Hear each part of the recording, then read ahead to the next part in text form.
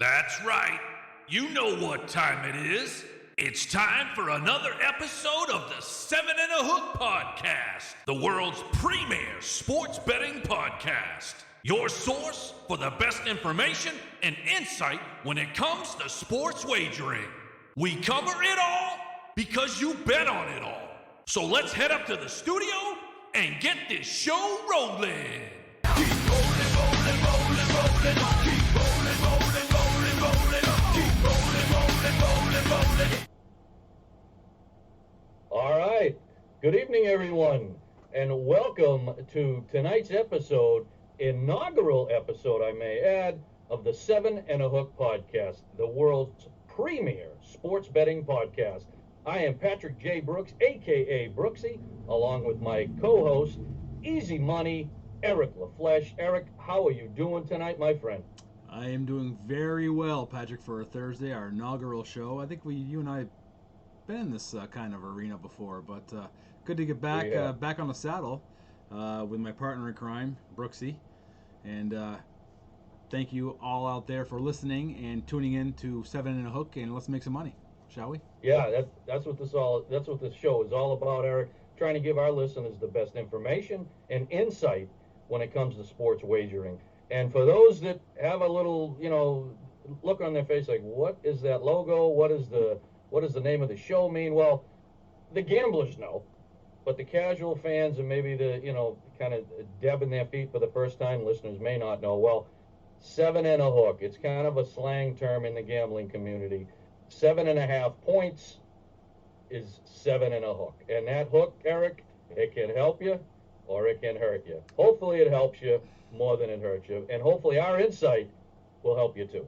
Yeah, that 0.5, that little 0.5, which Patrick just alluded to, is the hook in the gambling world. That is the make or breaker, it seems like. It's the heartbreaker, it's the emotion maker, whatever you want to do it. It's usually what you determine your green or your red by, whether you're winning or paying. You got that right.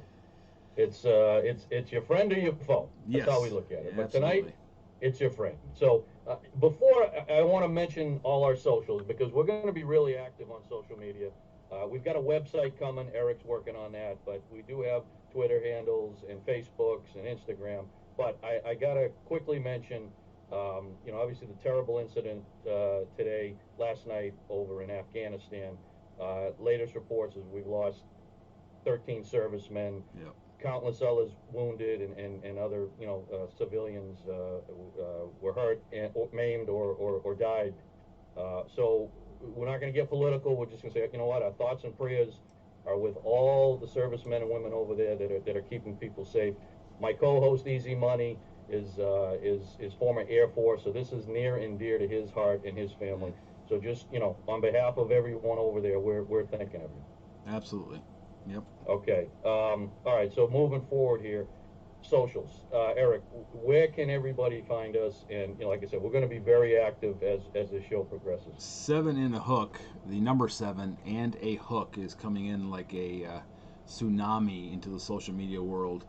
We're on, you and I, of course, are on Twitter. We've been for many years. You're at Patrick J. Brooks, and I am at Eric LaFleche. The show is at 7 and a Hook, 7 and a Hook, the number 7, on Twitter, Instagram. Facebook is facebook.com/7 and a Hook, which is where you're going to find these podcasts. And our eventual live shows will be on our YouTube channel as that's up and running.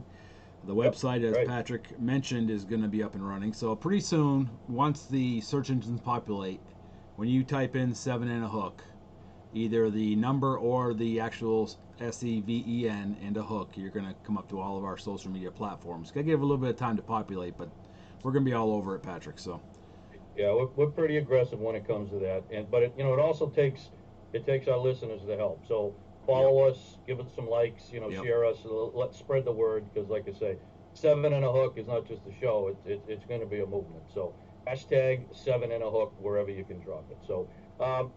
Real quick about the show. Obviously, 7 and a Hook, a lot of people equate that to just football, Eric. That's not what we're about. Yes, We're going to cover football, no doubt. But the show really is all-encompassing. So if someone's going to tune in, what can they expect to hear from us? Well, We're going to cover all four major pro sports and much more. We're going to cover NFL, NCAA basketball and football. We're going to cover Major League Baseball with the World Series in the wild cards coming up. We have pennant races coming up in Major League Baseball. NBA's right around the corner. It seemed like it just stopped, but it's right around the corner as they get back to how they usually do their 82-game season, which starts around end of October, early November. We're going to have, besides the stick and ball sports, we're going to have combat sports, MMA. We're going to have boxing. We're going to have horse racing, golf, tennis. Auto racing, you name it, Patrick, and there's stuff I'm not even thinking about right now, I'm sure, but if you can wager on it, we're going to cover it. Right, and one of our mantras is we cover it all because you bet on it all, and that's really how we're going to look at it.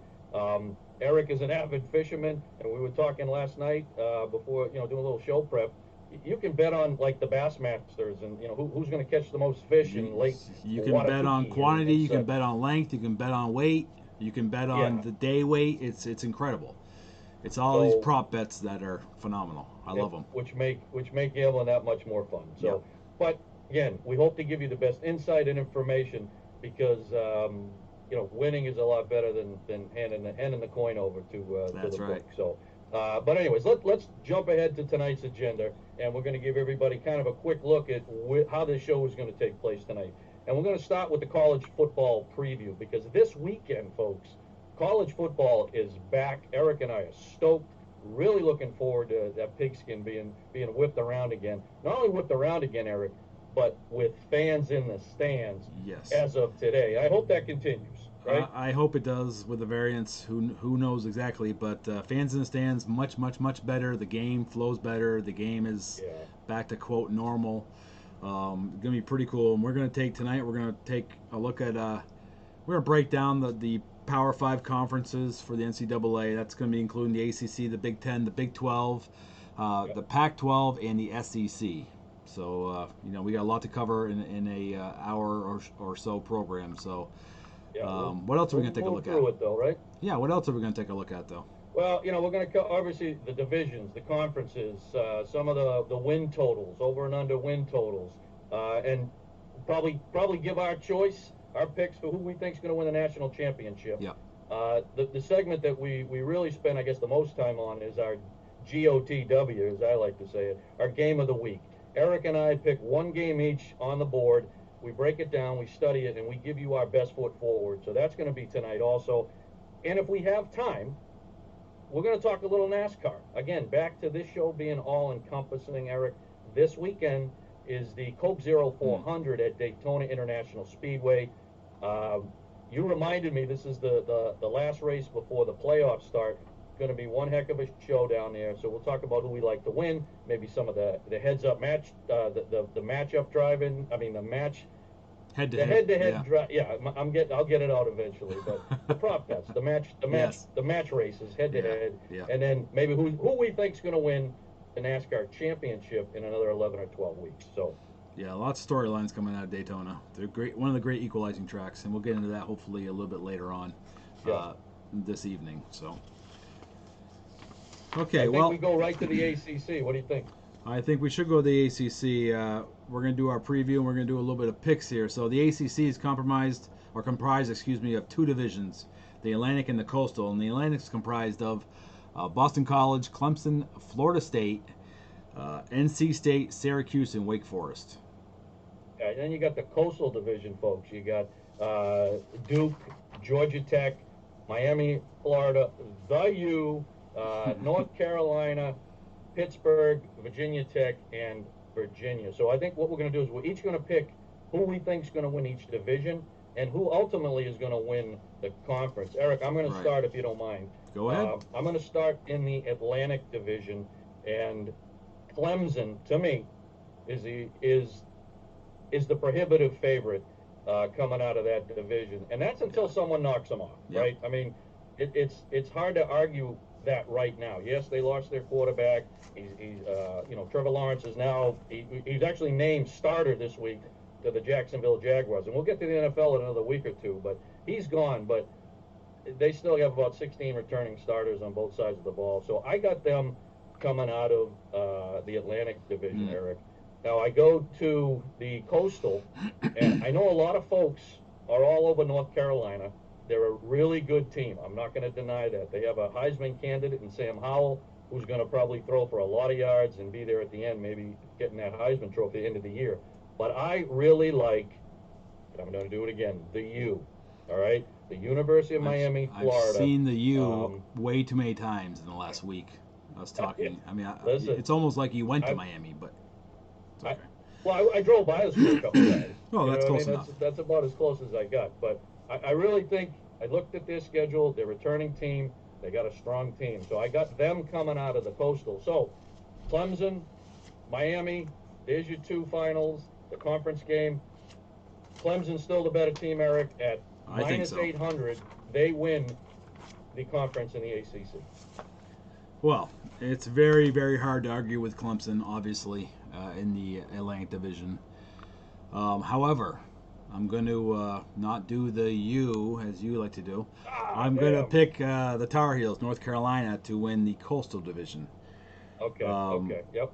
Their coach, Mac Brown, it's actually his second term. It's his 13th year overall. It's his second term as coach, second stint. They had a great recruiting, 14th best recruiting in the nation, and they're returning a total of 17 players this coming year, 10 on offense, 7 on defense. I really think, let me look at their schedule real quick here. They're only playing 4 teams that had a winning record in 2020, so the scheduling gods really look down favorably on them. They are, I think they're definitely my pick, but overall for the ACC, I mean, can we really discount, as you mentioned, Clemson at minus 800? As you said, you said it perfectly that you can't bet against them until they give you a reason to bet against them. So you can make some money on this bet, but actually you and I are both agreeing on Clemson taking the ACC for 2021. Yeah, which is rare. Believe me, folks, we don't agree that often. Not really. But this one kind of, I'll take Eric's phrase, that's a no-brainer. Yeah. Okay, so, all right, so let's look at, a few teams, Eric, and look at their respective over-under win totals. And again, I'll take the lead on this one. Where I'm going to plant my flag this year in the ACC, on the win total side anyways, is North Carolina State, the Wolfpack. And I know you may laugh, and some people at home may be laughing, but their win total is set at 6. Okay, I went through their schedule. I see them winning 8 games easily. Okay, now it's minus 139 over 6 wins. Now that's a lot of juice, right? Laying 139 to win 100. I don't normally do that. I don't normally recommend in that much vig, but I really love this play. So I got to go with North Carolina State minus 139 to go over 6 wins this year. That's aggressive. Like that's quite a vig, but I can't disagree with you. I don't think. I think 6 wins is easily achievable for NC State, but time will tell. 6, I get a push, right? I mean, that's true. That's all I got. That's all I really need. Yeah. So since we're talking about win totals, let me just delve into Clemson here. Their number. You love these guys, don't you? I do. Their number is 11.5, which is very aggressive. However, with as great as they've been, Dabo Swinney is a coach. He's in his 13th year. Straight up, he is 140-33, and against the spread, he's 81-66. And this year's schedule for Clemson is again much like North Carolina. They only play 4 teams that had a winning record in 2021. In fact, their most dangerous game for them, I think, is the first game against Georgia. But and I think they're going to win that game. I think 11.5. Looking at their schedule, I am comfortable, even with an 11.5. Even if it goes, if the line stays there. If the odds makers make it 12, that's you got to be very careful with that kind of bet. But 11.5, I would definitely take the over on that all day long with Clemson. It's a plus 125, so you can make a little bit of money doing that. I think they're going to run the table. I think they're going to run the table this year, and I think they're only going to get tested on September 4th when they travel to. Yeah, they're traveling to Georgia, so that's going to be a tough game. Georgia always plays tough at home, but I think they get past Georgia. It's easy money for them. Yeah, there's value in that. Laying 100 to make $1.25. That's a good bet. Yep. Hopefully, Georgia's a good team. We're going to talk about them later. Well, they are. They're going to be the best test for Clemson. Dogs out this year, people. They're letting the dogs out. We'll get to that later. Okay. So let's pick a game each on the board. ACC teams. So again, I'll take the jump on this one, and we're going to go to North Carolina, your team. Okay. Yep. They travel to Virginia Tech this Saturday night. Okay, and North Carolina, they're favored, 5.5 point favorite going to Virginia Tech. Okay, listen, North Carolina's a better team. Okay. Yes. But Virginia Tech is a good team. They're not a great team. They're a good team, and I think they're a 7-5, 6-6 team. So this game, Eric, is their Super Bowl, national TV. You got UNC coming in with a Heisman hopeful, okay? I think Virginia Tech keeps this game close. I'm taking the Hokies, plus 5.5, plus 5 and a hook. Now, points total. Points total was set at 66 before we went on air, okay? Yeah. I know, you're shaking your head like, it's a little low. I think it's a lot low, It's a lot low. Last year when these two clashed, Eric, you and I talked about this at dinner a couple nights ago. They combined for 101 points. Yeah. Okay. UNC 56, Virginia Tech 45. Look for a lot of points in this opening battle. I'm taking Virginia Tech at 5 and a hook, and I'm taking the over. Yeah, those both appear to be money-making bets right there. The game I'm going to look at in the ACC is going to be Notre Dame at Florida State, which is the Fighting Irish travel to Florida State. Florida State was 3-6 last year, and Notre Dame is an okay team. I think they're favored by 8 going into Florida State. I think they're going to roll over the Seminoles. Yeah, I agree. I don't think the Seminoles got any better in 2021. In fact, I think they took a step back. They had a bad recruiting class.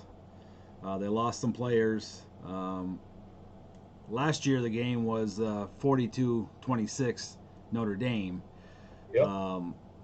So I think it's a safe bet to take Notre Dame, take the points, and the over. The odds makers this year have it at 56. 68 was scored last year, and I think Notre Dame with one more year of they have 12 players returning overall with 7 on offense, and they're one more year to buy into Brian Kelly's coaching style. Yeah. So I think that you should definitely take the over because I think that Notre Dame could score the over themselves, which is 56. Okay. I think it's going to be like a 56 or 60 to 14 to 20 game, something like that. And only Florida State's only going to score that many because Notre Dame will have second string in. Do they have the mercy rule at all? They might need it. Some of the games we preview, they might need it. Yeah, definitely. All right, well there's our ACC preview, folks. Yep. Why don't we go to the Big Ten, Eric? So, Big Ten made up of 2 divisions. Also, you got the Big Ten East, which is Indiana, Maryland, Michigan State, Ohio State, Penn State, and Rutgers. Right. The Big Ten West consists of Illinois, Iowa, Minnesota, Nebraska, Northwestern, Purdue, and Wisconsin. The Badgers. Why don't you take the lead on this? All right. Well, Ohio State has got to be your lead if you're talking about the Big Ten. Yeah. Am I right? Yeah, I'm right, guys. Yeah. Ohio State is pretty incredible. It's his Ryan Day. Of course, he took over Urban Meyer. Ryan Day's 3rd year coming up. He's 23-2. So he's had some first 2 seasons have been pretty awesome. He's 15-9-1. He's won a few games, right? Yeah, he's 15-9-1 against the spread. And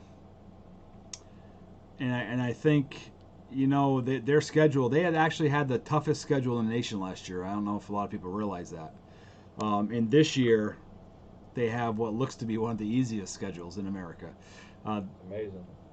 It was incredible. It's very interesting to note though that even with success last year of Ohio State, they were 4-4 against the spread last year, Yeah. which is a little, you don't. They're not covering, as much as you expect them to. They don't blow people out either. That's what it is, right? They don't cover as much as you expect them to do for how successful they are. But they had like I mentioned, they had the toughest schedule in the league, in the nation last year. And this year, they only play 3 teams that finished with a winning record in 2020. And they start out with, of course, Florida State. No, I'm sorry, that's Notre Dame. They start out at Minnesota. Their biggest test, I think, this year is going to be, and it's not going to be a big test in my opinion, is going to be at Indiana. And that's the 6th game of the year, and the 3rd game of the year is Tulsa at home. But I really think that Ohio State is just they're coming out of the East, and I just really feel that they're definitely going to win the East, in my opinion. Yeah. Oh yeah. Can't really argue that. No. Who you got coming out of the West? The West, I have Iowa State, the Hawkeyes. Iowa, you mean, right? Did I say? Yeah, I'm sorry. Did I say Iowa State? Yeah. That's what I'm sorry. okay, Iowa. Iowa. The Hawkeyes. I have them coming out of the West, and I have them meeting Ohio State for the Big Ten championship game. And which Ohio State, what is that? The odds of that is they're -170 to win the whole thing, and I don't see anybody standing in the way, especially Iowa or anybody from the West. Maybe Nebraska. How about that, Patrick? Oh, that's not even close. Yeah. So we'll talk anyway, about the Cornhuskers later. Okay. All right. So you got Ohio State coming out of the East. I gotta pick Ohio State. Actually, to win. -1. Yeah, to win the Big Ten. Let's be real. All right. So I can't disagree with you. Ohio State is definitely coming out of the East. Yeah. That's and they're light with a years bullet. ahead of. They're coming out of the East. They're coming out. Yeah, no doubt. Penn State is probably the second best team in the East, but they're distant second. Okay, so coming out of the West, I differ with you a little bit. I'm going with the Wisconsin Badgers. Got a bunch of solid returning starters coming back. Ohio State, Wisconsin, conference championship. Ohio State wins. Okay, so -170. I'm with Eric. -170 to make 100 on Ohio State to win the Big Ten. Little bonus for our listeners here. OSU win total right now is set at 11. I'm all over the over 11 at -125. Eric, I see them winning 12 games. I see them winning at least 12 games this year. So if I get to 11, I get the push. I'm all over that -125 over 11. So yeah, I agree with that. Definitely, Ohio State is definitely the class of the Big Ten for sure. Yeah. So okay, let's take a look at a few teams in those divisions and get the over/under and the win totals. So I'll start if you don't mind. Okay. Yeah. Go ahead. We'll look at the Wolverines of Michigan. The win total set at 7.5. They have a pretty aggressive schedule, and the last game of the year, unfortunately for them, is Ohio State. But Jim Harbaugh is their coach. Really, we've talked many times about Harbaugh. I'm not a fan of the coaching style, and ironically, the teams he's coached for eventually became non-fans as well. But he really hasn't lived up to his hype. He wanted that job. He lobbied for this job at Michigan. He did, man. He did. He was in a beauty pageant, and he was trying to get that crown. And it was just like, now you got it, Jim. Where are the results? Yeah. It's not like he's going to a second-rate team. They had in 2021. They had a good recruiting. They were ranked 13th recruiting-wise. So maybe they're gonna be a little bit better this year. I mean, he's 49-22 straight up, so it's not like he's not winning, but he's not winning in Michigan Wolverine style. Right games. He's not winning the right games. And okay. don't even think about picking him against the spread. He's 32-38. Yeah, that's terrible. Michigan, I shouldn't say Harbaugh, but Michigan's 32-38 against the spread. No, right. I know what you mean. But 7.5 this year. Boy, looking at their schedule, they got a lot of tough games.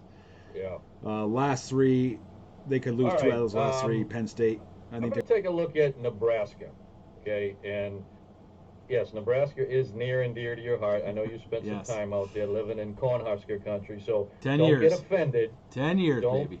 10 years. Don't get offended, because this is just, listen, you don't bet with what? You don't bet with your heart. You bet with your head, or what? Right? You leave emotions out of betting. Yes. You mean right? All right. So, anyways, Nebraska. Yes, they still have a football team, and no, Tom Osborne is not walking through that door. Okay. So that pains me to say that, to hear that. I know. 3 wins last year in 2020. Year before that, 4. Year before that, 5, I believe. So 12 wins in 3 years. They used to win 10 or 12 games a year. So it's been a drought, as they would say on the farm, right? Yes. Yeah. So somehow, and I think they were drinking some of that corn-based whiskey, the odds makers, because they've set Nebraska's win total at 6. Early Christmas present. Yes, it is. I'm going under 6 wins at plus 120. I'll laying 100 to make $120 on the Cornhuskers all day. Sorry, Eric. That hurts. But you know what? I can't blame you. They're in a funk right now, and when I was out there, it happened to be, I got very lucky because it happened to be the Tom Osborne era with Tommy Frazier, Eric Couch, Lawrence Phillips. He didn't turn out too great in the NFL and in life. Pre-felon days. Yeah, actually, he's passed away. But boy, they could play some college football. Anyway, so that was, I happened to be there during the glory years, so to speak, the second revision of the glory years. But yeah, I can't blame you. I mean, I don't see them winning 6 games, doubling their win total from 2020. How? What did they do to warrant that? Nothing. So, you know. The other 6, I don't know. Did they forfeit the other games already? Not sure. I don't know either. Okay, you know what? But that's a great segue, because I'm going to look at the game. I'm going to look at the game in the Big Ten, and I'll give you my take, and then you can do the same, Patrick, on the spread. And I'll be looking at my beloved Cornhuskers. They are -7 at Illinois. That's this weekend. This is the first game of the year, so they're traveling to Illinois, and they're favored by 7. Yeah. Now, as we mentioned, in the interest of full disclosure, I am, although I'll never admit being a Cornhusker per se, I did follow them pretty intently when they were winning their championship games. I left that state in the year of 2000, and they haven't done much since. But it's your fault. I know, I shouldn't have left. But I just, you Patrick, you know me. You've known me for many years. And when we're talking wages, we're talking hard-earned money. Yes. Again, emotions do not come into play, and that's why I am gonna go with Illinois. I don't. With a +7 at home, I think it's the right play. I can't get behind Nebraska right now. Being favored on the road is, I mean, unless they're playing a Rice or something like that, I just favored on the road for Nebraska. That's not now. They haven't earned it. No. So I gotta go Illinois +7. Okay, all right. Illinois at home getting 7 points is the play there. So listen, I agree with you. Okay. All right. So let's. My turn, right? I'm gonna pick a game in the Big Ten. Rick, I singled out the Michigan State Spartans traveling to Northwestern. Northwestern is -3 and a hook, so -3.5 at home. Last year, Northwestern could have had a undefeated season in the Big Ten, but Michigan State kind of spoiled that. I don't think Northwestern has forgotten that, Eric. So No. I really, really like Northwestern opening day, -3 and a hook to put a hurting on the Spartans. So I'm all over Northwestern this weekend. So Playing at home for them certainly helps as well. yeah. Okay, yeah. well that is our look at the Big Ten. So let's Okay. travel to the Big 12, shall we? Big 12. That conference is comprised of Baylor, Ohio State, Kansas State, Oklahoma State, TCU, Texas Tech, West Virginia.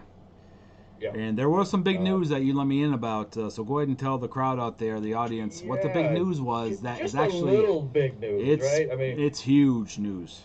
it is huge. All right, so the Big 12 is about to get maybe a bit smaller. Well, a lot smaller because the folks at Texas and Oklahoma have decided to say sayonara to the Big 12, and according to reports, and all the paperwork signed, sealed, and delivered, is that they're leaving for the SEC in the 2025 season. Now, you and I talked this off air last night.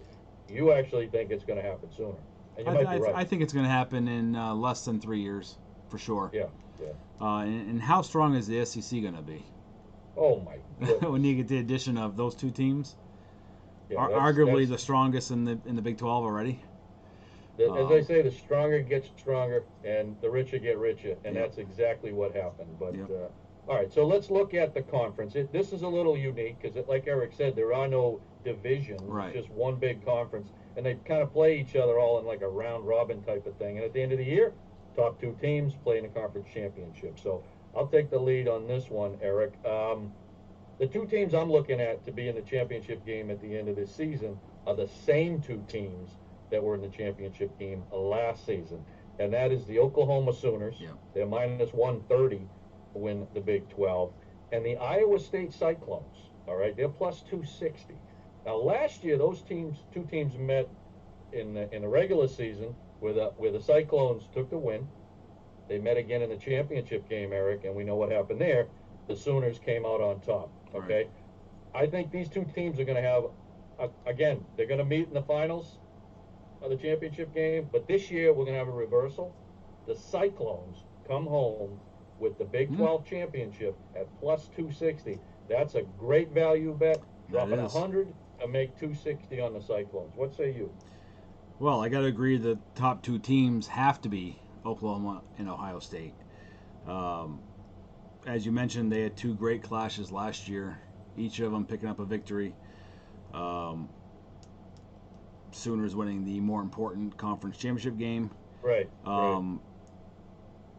I think I listen. I just agreed with you that Oklahoma and Iowa State are the best 2 teams in the conference. So right. If I pick somebody different from you, I have to pick Iowa State, or I have to pick Oklahoma. Excuse me, and Oklahoma, that's actually who right. I'm doing. Oklahoma. They're -130, so there's a little bit of a vig there. You still can make some money because I really believe that they have Iowa State's number again, as they will just do a repeat of 2020, and they'll be crowned that division's the Big 12 conference champion again. So All right, put it in the all bank, Patrick. You're gonna pay it. You're gonna, you get a little bit of a vig there, but Oklahoma at -130. Bring it to the bank. All right.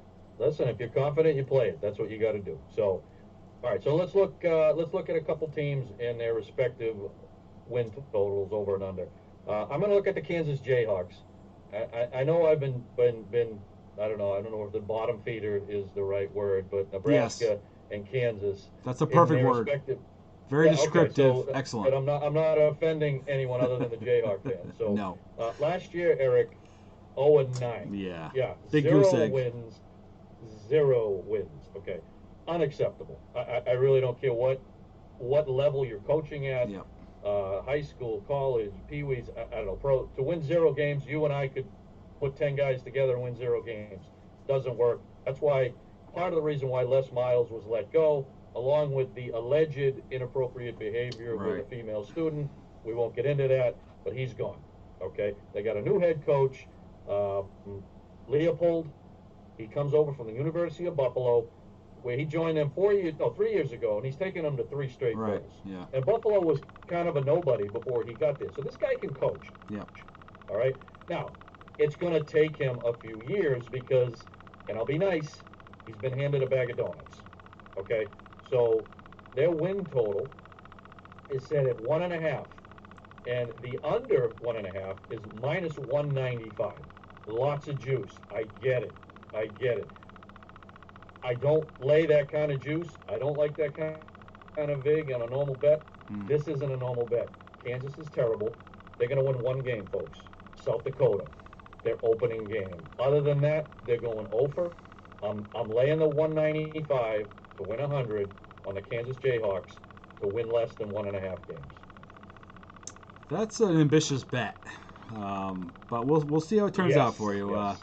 I'm gonna take a little peek at the Texas Longhorns. 7-5 last year, and their win total is set at 8, which is aggressive. But I see them winning 9 this year. You said that last night. Yeah, you did. it's a minus 130, so $130 down to win $100.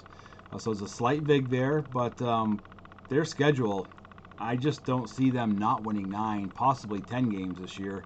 I certainly see them winning more than 8. So I think that you can make some money on this bet. There's a little bit of, as you said, juice there. But I think that's a vig. Definitely, that's a chance worth taking. So I like the over. All right. The over for Texas this year. Gotcha. For total wins. Listen, if they get to 8, you got to push. So you got something to you got something to play with there too. Yep. So all right, let's each look at a game on the board this week in the Big 12. Okay, and I circled or singled out the Oklahoma Sooners. They're minus 26 and a hook, minus 26 and a half, as they head to the Tulane University Green Wave.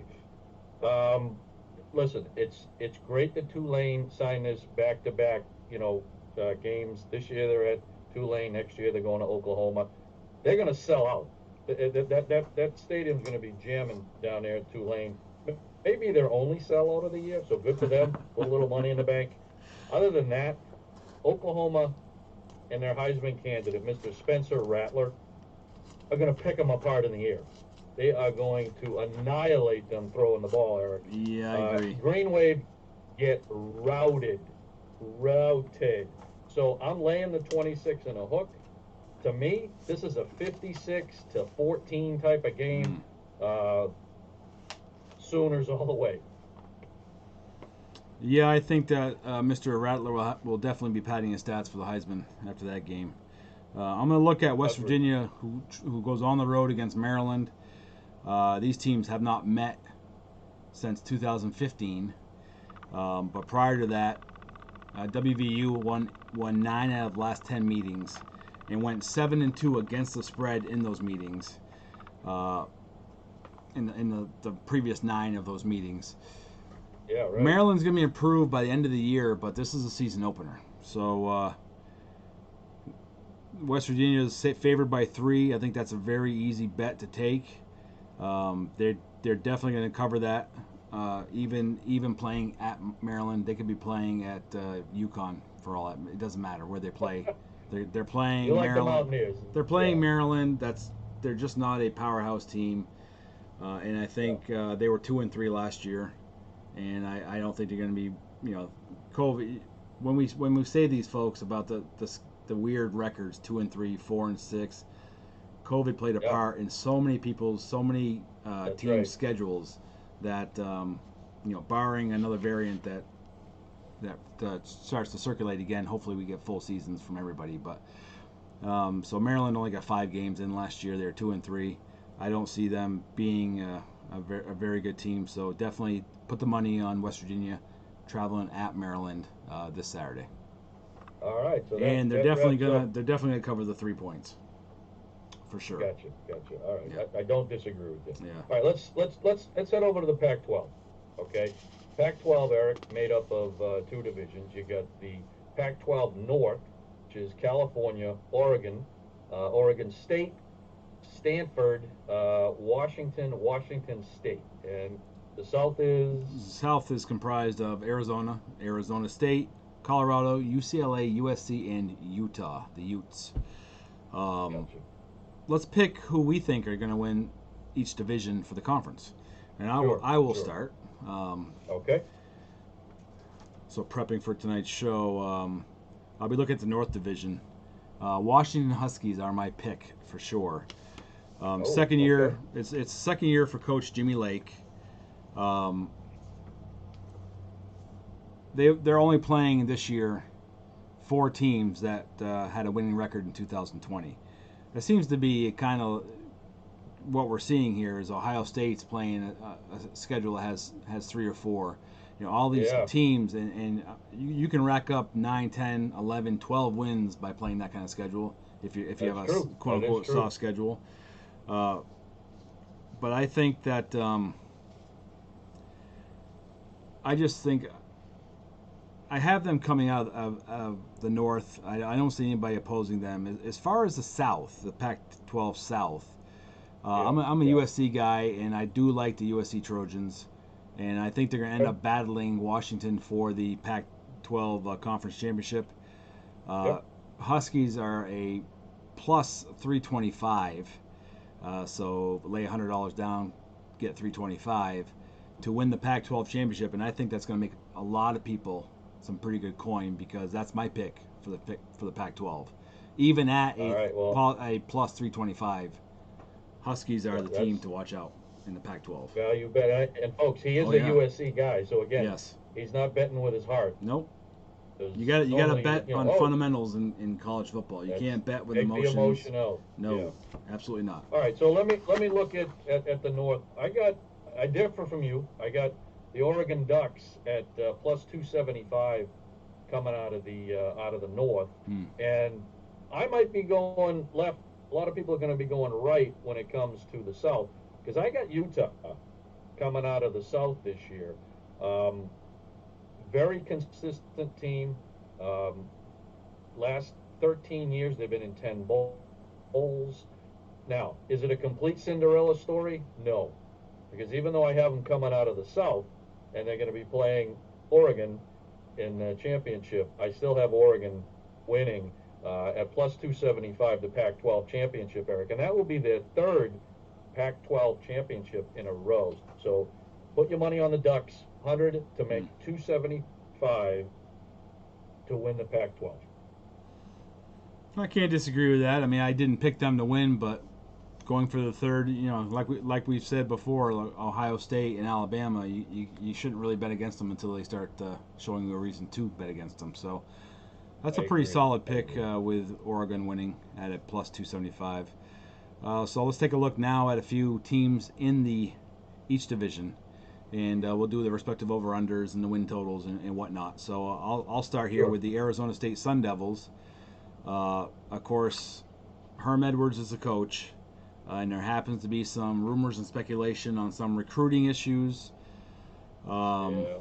And you know, we've talked about this many times over the years when we talked about college football, is that any sort of investigation by the NCAA is usually a death sentence for that team for the next 3, 4, 5 years. It usually ends up in a huge fine, which for a lot of these universities, the huge fine isn't the stumbling block. It's the recruiting restrictions. It's the correct. You know, you can't recruit. It's this. You know, then you have an exodus of players, because now they have a black eye, so to speak. And that's right. I think, you know, in Herm Edwards, I think he was interviewed, and he was saying something about it's not a distraction. Well, you're talking about it, so it's automatically a distraction.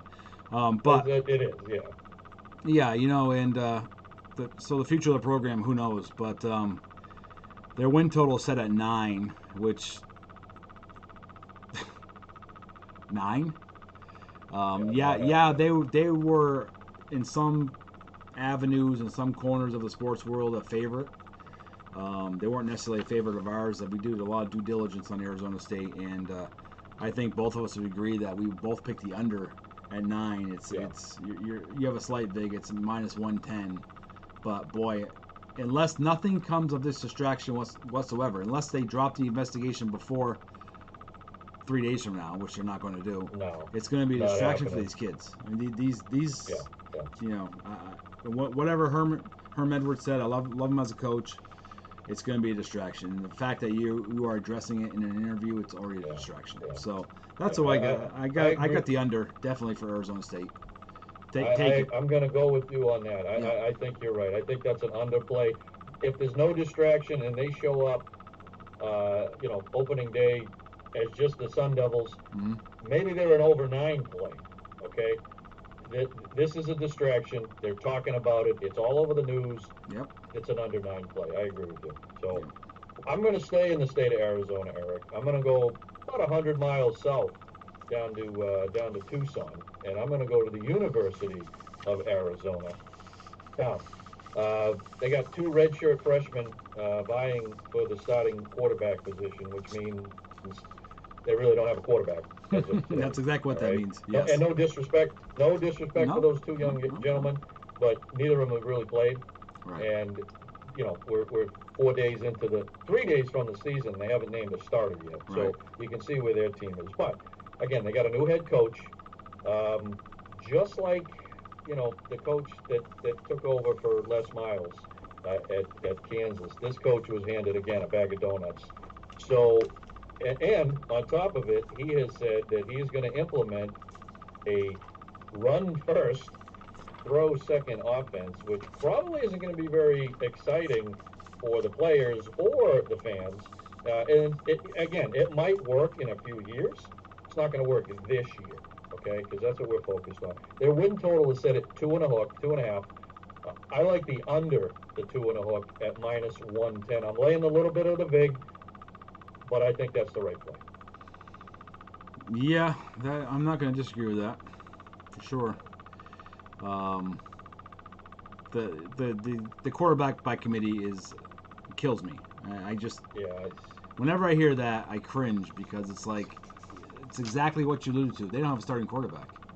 They do not. And they don't have a quarterback that is outstanding enough where they can't have a committee. So they have nobody in their camp shining, so to speak. Not yet. They don't have somebody that's like, oh, he's gonna be the starter.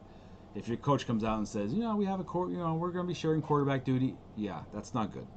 Okay. That's never good. And then when he says, we're gonna do a run first, it's like, oh boy. So either you don't trust your quarterback to go deep, you don't trust your quarterback in the pocket. No. There's all kinds of things going on. So I think you're safe with your under 2.5 for sure. Yeah. Okay. So let's each of us pick a game in the Pac-12. Yep. We'll give our take based on the spread. It's a little segment we do. I'll look at the Stanford on the road, so to speak, against Kansas State. That's in an alternate field, Arlington, Texas. 2 time zones from Stanford, in the same time zone as Kansas State. Now, last year, Stanford was 4-2, again in an abbreviated schedule. Kansas State's favored by 2.5, which is 2.5. Kickoff's at 12 noon, which means essentially that Stanford's playing a game at 9 a.m. And yes, I know that this happens every single year with every single team, but the first game can be a tough pill to swallow for these kids. I mean, I have a kid in college. I know how these college kids are. They're not like at 9 a.m. ever. So, no. But I know that Stanford will come to play, but I think I'm taking Kansas State at 2.5.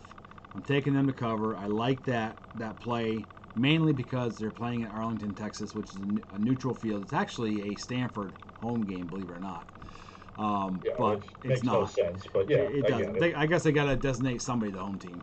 Yeah, but right. I don't see it being. I think that the line could have been 10, and I could have still picked Kansas State.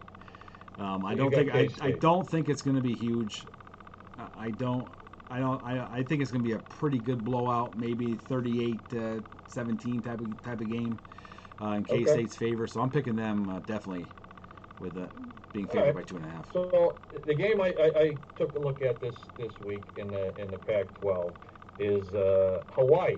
Okay, they're on the road at UCLA. Now UCLA is favored by 18.5. Okay. Anytime UCLA plays, tend to bet against them more often than not, and that is because of their head coach, Chip Kelly, who I think is one of the most underrated coaches ever. Overrated. Overrated. Yeah. See, wow. I was gonna say, I knew you loved that guy. He's your coach of your candidate. No. Thank you for correcting me, because it just talking about Chip Kelly gets my brain spinning. You're not the biggest Chip Kelly fan. You're not president of the fan club. No, he's 10-21 straight up in his tenure at UCLA. That's all you need to know. Okay, so and to get to my point, Hawaii can score points, UCLA can score points. Yep. But they're not going to score enough to cover 18 and a hook this week. So I'm taking Hawaii and the plus 18. Yeah. Now also, this is the kind of asterisk on this game too, Eric. I think the Bruins are looking past Hawaii, because after this week they play, guess who? LSU. Yeah. So this may be one of those games where they just overlook Hawaii. It could be a trap game. They're looking ahead to the Tigers. A trap game for UCLA. I'm taking Hawaii plus 18. Okay, plus 18 and a hook. Yeah, I like that because I agree with you that I think UCLA is going to win. Like you said, I don't think they're going to cover the points. I do too. So, all right. So on to the SEC. So the SEC East is comprised of Florida, Georgia, Kentucky, Missouri, South Carolina, Tennessee, and Vanderbilt. All right, SEC West, Alabama, Roll Tide, Arkansas, Auburn, LSU, Mississippi State, Ole Miss, and Texas A&M. So let's get right to the division and the conference champion. When I look at the SEC East, Eric, and I mentioned this team earlier this evening, I see Georgia as the top dog. And again, no pun intended. Get the dogs out this year. Georgia is coming out of the East, okay? Now, coming out of the West, barring any injuries or complete alien abductions, okay, Alabama is going to win the West, okay? I'm going to take your statement earlier. Until someone beats them, they're coming out of the West. That's just how it is, even with losing some players, all right? Now, so I got Georgia and I got Bama in the SEC championship, okay? I actually think Alabama has a little chink in their armor this year. They lost their starting quarterback, Mac Jones. He's playing for the New England Patriots now. Maybe even starting this week, but we'll talk about the NFL another time. Little bit of a rebuilding season for Bama. Not a big one, just a little bit. I think Georgia has more than they do, or enough to beat them. Georgia at plus 1,000 wins the SEC championship this year. So okay, so you have Alabama losing to Georgia. It's interesting. I do. Okay, well, obviously Georgia's a strong team, but I think who's going to win the East is actually the Florida Gators. Their schedule minus their third game of the year, they happen to play Alabama, which is unfortunate for them. But Alabama is one of three teams that have finished over 500 that Florida Gators played this year. So I think that they have a very favorable schedule except for that week 3. I think they're going to win the East, and I have to go with Alabama Crimson Tide to win the West. I mean, Saban's straight up. Nick Saban's 15th year as Alabama coach, 170 and 23 straight up. Against Against the spread, he's 101 and 78 and 2. This is probably the one of the best stats you'll hear on the show tonight. Is you're gonna like this. Nick Saban and as a head coach for Alabama is 60 wins and 1 loss against sub 500 teams, including 58 wins in a row. 2020 they won by an average of 29.5 points a game. They were 9-4 against the spread in 2020. So I just rebuild or not, they are a quarterback factory. They're a receiver factory. They're an NFL player factory. So I see Alabama's at minus 155. I have them going up against Florida for the championship in the SEC, and I have to go with Alabama. And I don't think it's going to be that. I don't even think it's going to be that close, Patrick. To be honest. Okay. Alabama is just too strong, and their schedule is favorable this year, which is baffling. So look for Saban's to add to his 170 and 23 record, which is just pretty paltry at this point. But yeah. Okay. All right. I'll give you that. Yeah. You got Roll Tide. Yep. All right. All right. So over-unders, win totals. All right. I got my sights on LSU this year, and I actually think LSU is back. Now, they're not back to 2007 national championship back, but they're back, okay? I think they got enough to finish second to Alabama. I'm going to give you that. Alabama, again, they're the best team coming out of the West, but I think LSU is the second best team. And again, they got somewhat of a favorable schedule. Yeah. They got a lot of starters coming back on defense, 10 actually. That's going to be a big help. So their win total set at 8.5. I really like the over. I like the over 8 and a hook at plus 105. There's a value bet there too. So lay the 100 to win the 105. Over 8 and a hook. It's solid. I'm gonna take a look at a team that's not so solid. Arkansas. Now their win total set at 6, but let me just read something to you real quick here. And they went 3-7 last year, so they're picking them to potentially double their wins. Even though they have a 4-game stretch from game 2 to 5. They host Texas, they host Georgia Southern, they're at Texas A&M, and they're at Georgia. And then they end the year, the second to last game is at Alabama. Okay, and there's a couple of good teams in between there with they're hosting Auburn. Auburn always plays them very tough. Yes. So that is a very daunting schedule if you're a Razorback. If you're in the locker room, you're going, who do we play? Oh my goodness. Obviously, if you're playing for the team, you're not betting on the team, but everybody around you is. And their win total of 6. I have to pick the under. It's at minus 115. I have to pick under. I just don't see them winning any of the games I mentioned, and that only leaves 4 or 5 other games. So, okay. Unless something happens injury-wise, one of these elite teams, boy, they have a tough schedule. I wouldn't want to be a Razorback this year. No. But listen, win one more game than the year before is an improvement. Yeah. To win double the amount of games, that's a big stretch. Their head coach Pittman this is his second year. Yeah. They did have a pretty solid recruiting 2021. They were 25th in the nation, and they're bringing back 14 starters, 8 on offense, 6 on defense. But boy, doubling your wins? No, like you said, they might see 4, they might see 5. I don't see them seeing 6 at all unless something happens with one of the elite teams they play. Tough schedule. Right, I got you. Real tough. Lay the vig, lay the 115. Yep. I got you. Yeah. All right, so my game this week on the SEC board, I'm going to look at Roll Tide. I'm going to look at Alabama, minus 18 and a hook.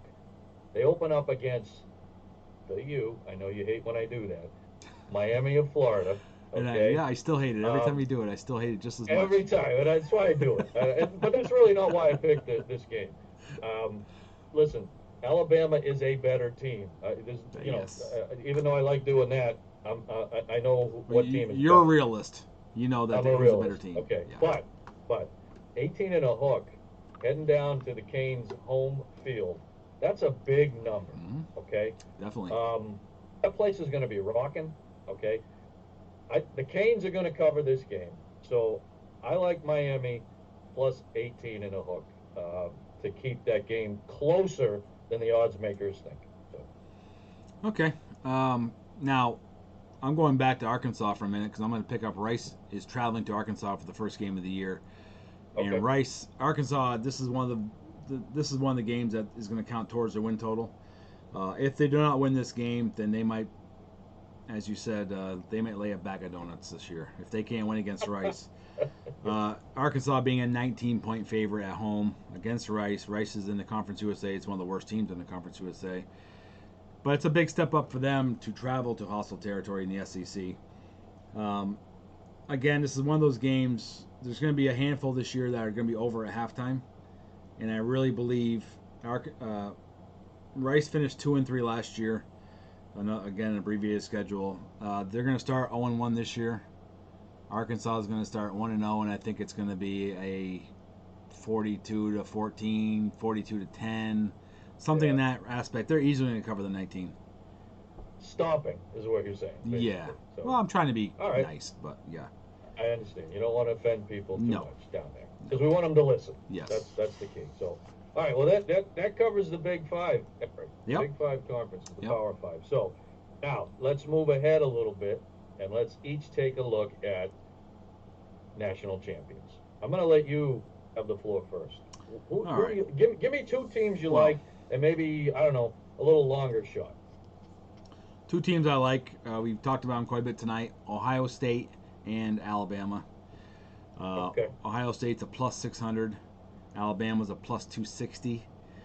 My longer shot. Now this is. I don't want you guys laughing at home here, but watch out for the Washington Huskies. They're plus 10,000. But anything can happen in college football, as everybody knows. True. They're my long shot. But as far as who I think is going to play in the title game, it's going to be Ohio State and Alabama this year. Who wins? Who's your big kahuna? I think that Alabama. I'm going to roll Tide. All right. Alabama you know what? at the plus I thought 260. You were going there. I did. Yep. Plus 260, so you can make some money. But Alabama, roll Tide, and Saban's going to get another one. So. All right. Those are good choices. All right. Mm-hmm. Again, my top two. Okay. I got Georgia. I got the Dogs. Get the Dogs out at plus 600. Okay. And Ohio State. I agree with you, Eric, at plus 600. I think those are the two elite teams, in my opinion, this year. All right. A longer shot on the board. I'm going to go to the Pac-12 like you did. I'm not going to pull the Washington Huskies out. I'm going to do a little quacking, and I'm going to take Oregon, the Oregon Ducks, at plus 8,000 as my longer shot. But who am I putting? Who's my choice to win the national championship this year? And it's a team I've talked about a few times tonight. It's the Dogs. Give me the Georgia Bulldogs at plus 600 to win the national championship. So there you have it, folks. That's what we like to bring home the big trophy in the NCAA football this year. So, absolutely. And as like I say, we like to add a little levity to the show when we can. I mean, yes, you can look at me and laugh. That's fine. But I like to bring some other things to the table. And Eric, we looked at the two longest shots to win the national championship this year. And who were they, and what is their odds? Well, they're actually close to our heart, and you're an alumni of one of them, UMass and UConn. Yep, that's right. I actually put 15,000 down on UMass. I'm hoping that's not a mistake. We'll see. We'll see. I mean, I'll try to get the credit card paid when it's due. I just put 15,000. I think it's a 25% credit card. I think. So like again, sure. easy money, folks. Easy money. Yeah, that's his name. But yeah, no, they're at plus 1 million. So, but again, like you said off air the other day, you're gonna find somebody's gonna put some money on them. You watch. Yep. And listen, it's okay to be an alumni and be proud of your school. I hope right? that's who does that. School. That just don't do that. Okay, send it to us, and we'll put it into one of our favorite charities. We got many charities we donate to that could definitely use. And we'll talk about those on a different show. Definitely use $100 instead of wasting your money on that. Use it. But all right, so there you go. All right, let's move to what we like to call the GOTW, or at least that's what I like to call it, our game of the week. All right, and as we said at the beginning of the show, this is the segment where Eric and I both pick a game on the board. We break it down. We give you our best take. And hopefully we give you some insight so you can catch that ticket. Eric, if you don't mind, I'm going to take the lead on this one. Go right ahead, sir. And, all right. I circled, and I looked at this game for the last 3 nights. BYU, minus 11, okay? They're traveling to Arizona. Now, we've already talked about Arizona. They're going to have a rough season, okay? And they're really going to have a rough season opening night, all right? So, last year, BYU quietly went 11-1, okay? You and I talk a lot of football. Both of us kind of forgot that. Yeah. Okay? And again, they don't get a lot of TV time. It's kind of the left coast. They're an independent, so they're not tied to any conference. So unless they're playing some really, really big name team, you don't get to see them. Right. Okay? But they're a very good team. Very good team. All right? Last year they averaged 44 points a game. Okay? They only let up 15 points a game. That's pretty good math. Oh, yeah. Okay? That's why you win 11 games. Yep. Now, let's flip the coin. Arizona. They scored 17 points a game, let up 39 points a game. Again, not good math. Okay? This is a total mismatch, this game, folks. Okay? BYU, favored by 11 on the road, is a gift. They win this game by 3 touchdowns, running away with it. Okay? Now, we're going to look at the points total, too. It's 54.5. This game's going way over 54 and a hook, okay? I like the over, and I like BYU to cover minus 11. That's my GOTW of the week.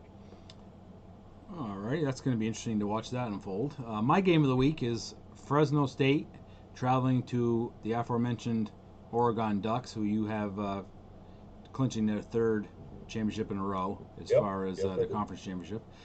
And Fresno's traveling to Oregon for the first time in 9 years. And everybody who's following college football knows Oregon loves to score a lot of points at home. Fresno State's defense likes to surrender a lot of points at home or away, at the tune of 30 a game last year.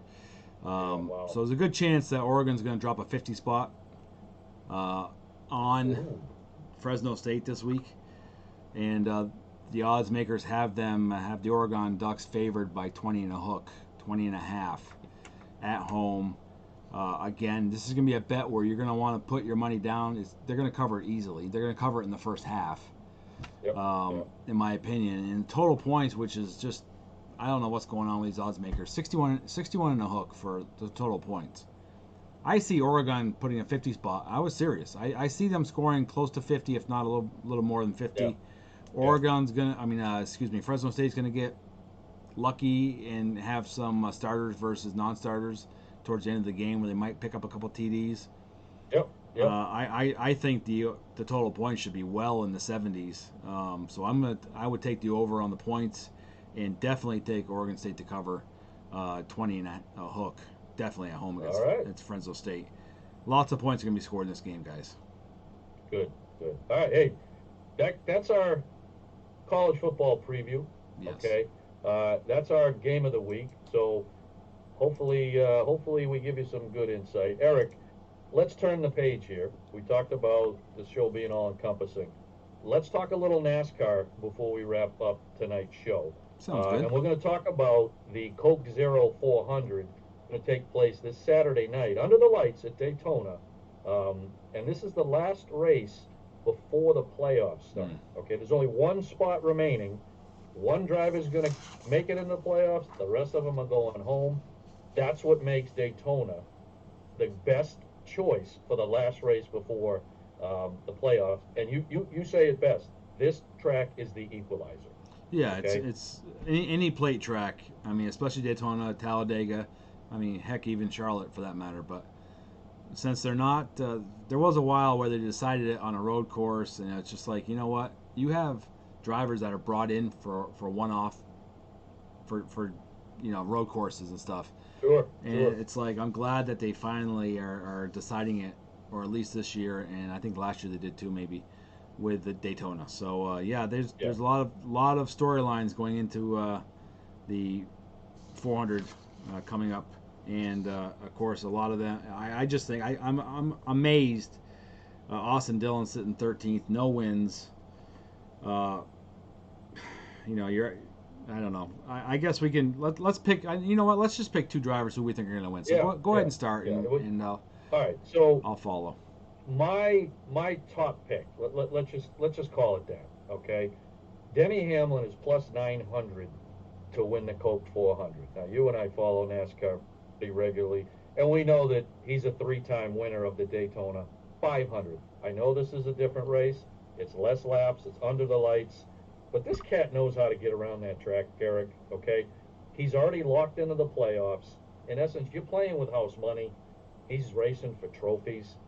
Keep an eye on that number 11 FedEx to possibly be in victory lane. Okay, that's kind of my top pick. Which would, if I'm going to go with we can call it a long shot if you want. I'm looking at Chris Buescher. Okay, he's at plus 5,000. Before you laugh, okay, this kid is a good restrictor plate racing guy. Okay. Yep.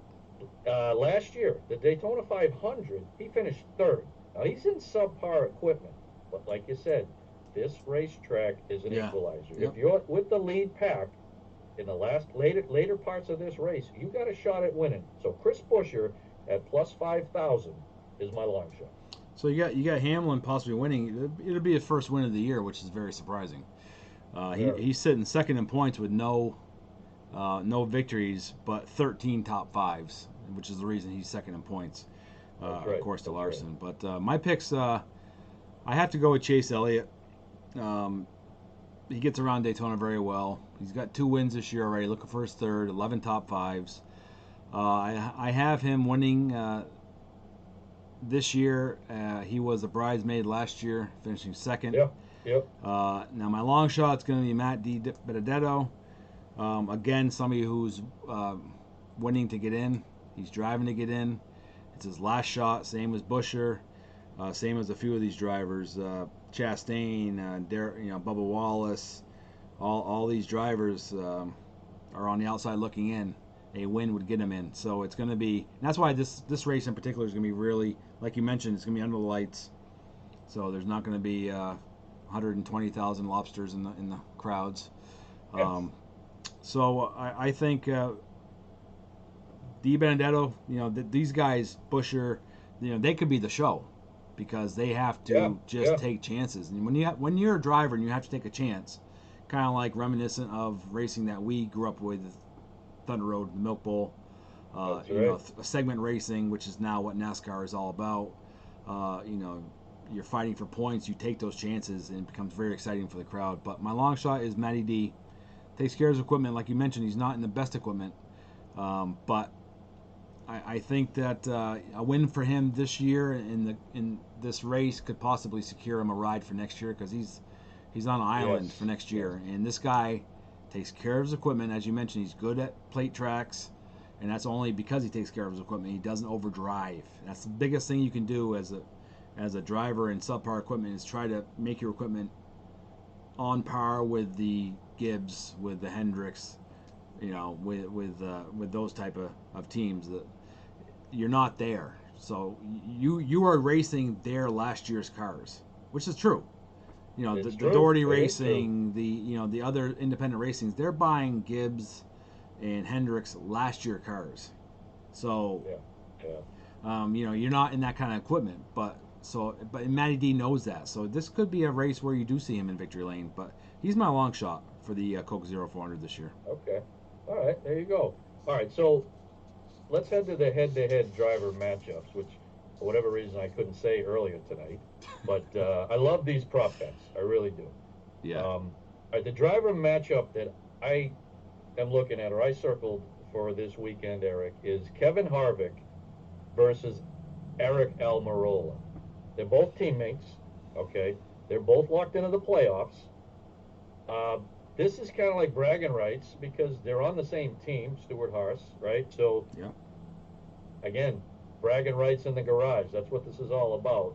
But I really looked at more of history, and Kevin Harvick has had a lot more success at this track, or even just in general, restrictor plate tracks in general. Right. So I'm taking Kevin Harvick minus 110 to finish ahead of Eric Almirola.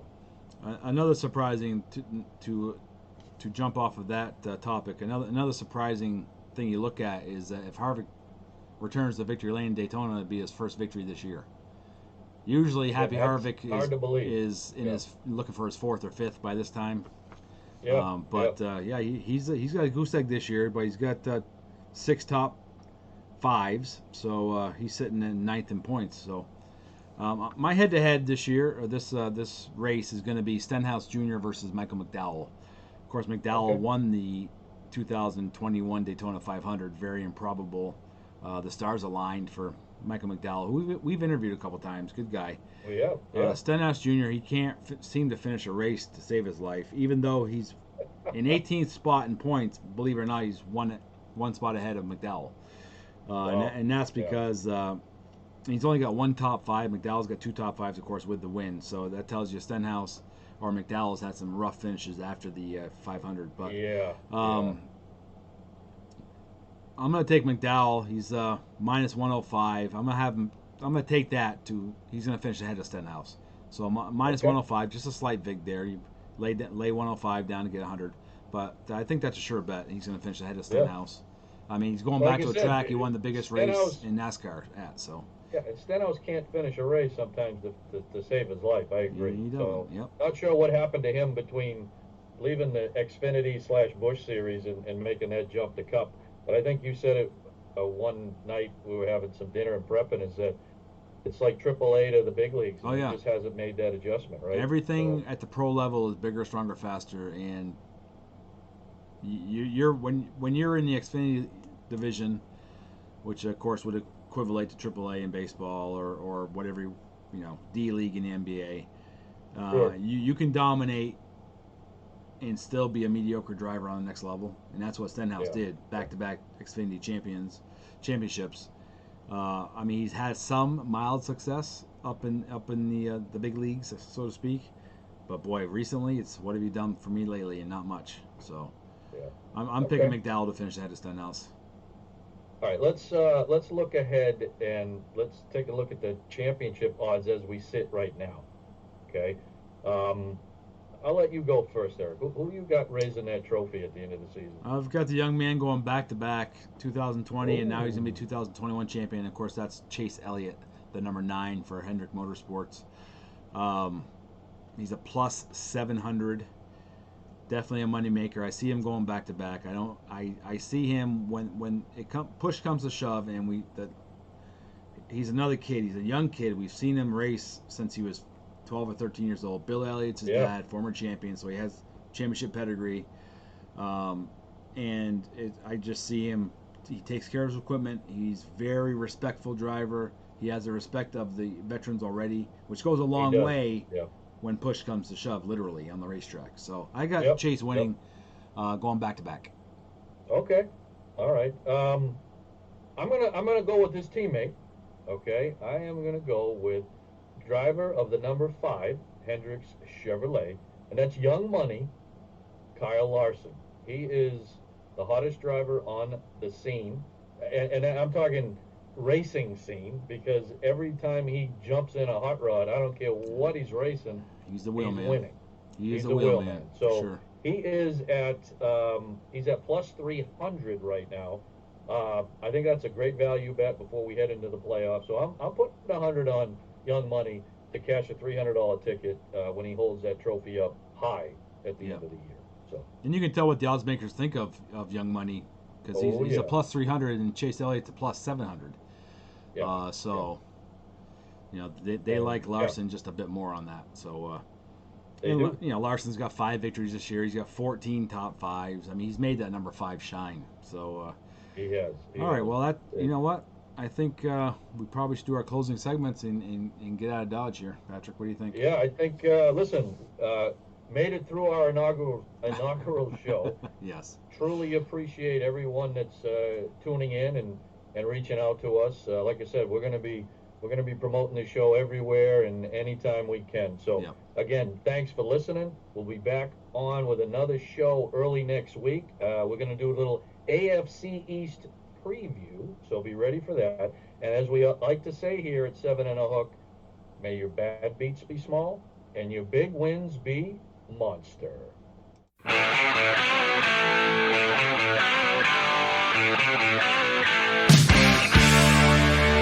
Thanks again for tuning in to the 7 and a Hook podcast. Until next time, may your bad beats be small and your big wins be monster.